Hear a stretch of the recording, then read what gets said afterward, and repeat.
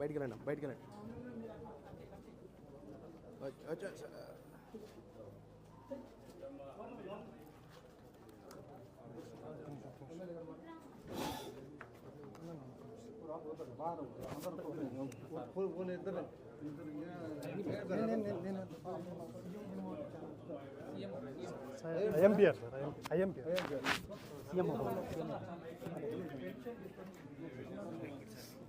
మీ husband చనిపోయాడు?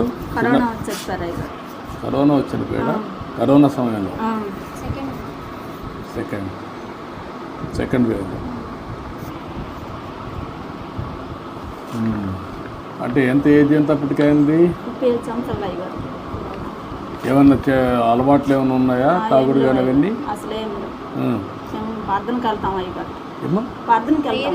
ప్రేయర్కి వెళ్తాను. అలవాట్లు ఏమి లేవు.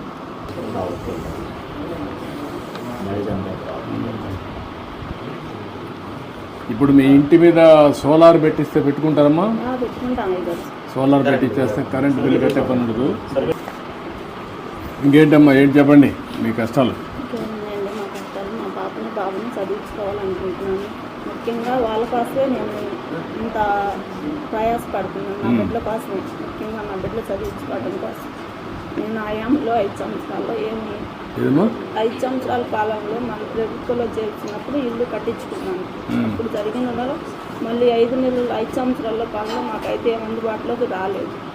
మేము చాలా ఇబ్బంది పడ్డాం కరోనా టైంలో. ఆ టైంలో పడ్డప్పుడు మమ్మల్ని ఎవరు ఆదుకున్నప్పుడు కూడా ఎవరు రాలేదు. 5 సంవత్సరాల పాలనలో కూడా. అప్పుడు 50,000 కరెంటు బిల్లు కట్టేనే మీకు పింఛన్ ఇస్తాము, లేకపోతే మేయం. సచివాలయంలోకి వచ్చిన పింఛన్ ఎన్నికెళ్ళిపోయింది.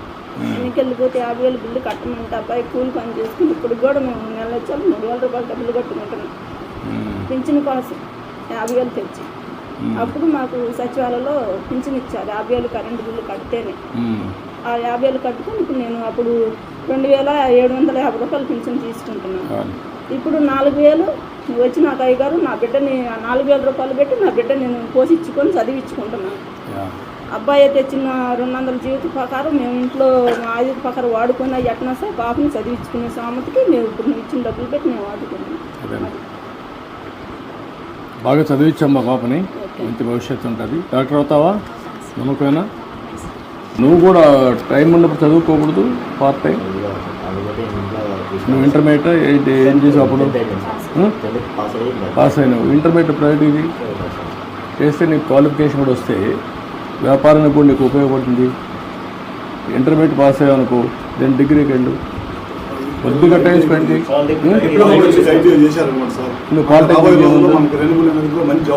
అదే పాలిటెక్నిక్ చేయించు, నీకు ఐడియా వస్తుంది, చాలా ఉద్యోగాలు వస్తాయి. రెండోది వచ్చి నీకు వ్యాపారం మీద కూడా కంట్రోల్ వస్తుంది.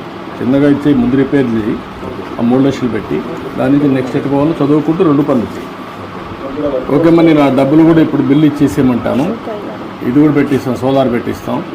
ధైర్యంగా ఉండండి. ఈ పాపని ఏం కావాలో అవన్నీ ఇప్పించి చదివించాలి. నాకు MBBS చేసేట్టుగా మీరు మెంటరింగ్ చేయాలి. రేపటి నుంచి పాప జిల్లా అడ్మినిస్ట్రేషన్ ఉండాలి. ఒకటి టేక్ లాజికల్. ఓకే అమ్మా, చదువుకోమ్మా. రండి తీసుకోమ్మా.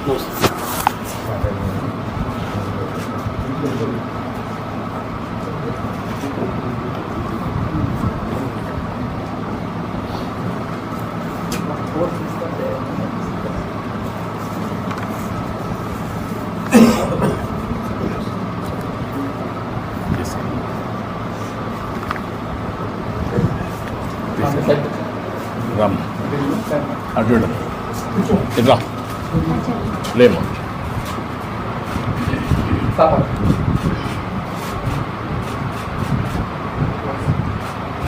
రామ్ రండి పిల్లలు రండి. కరోనా టైంలో మన వాళ్ళకి ఇంటికి వచ్చాం సార్. ముందాక నేను దగ్గర కాలేసింది వివరాలు బయటికి మన కార్యకర్తలు వచ్చారు.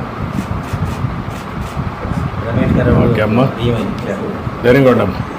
ఓకే అమ్మా, good. Thank you. Very good, very good. బాగా చదివిస్తుంది.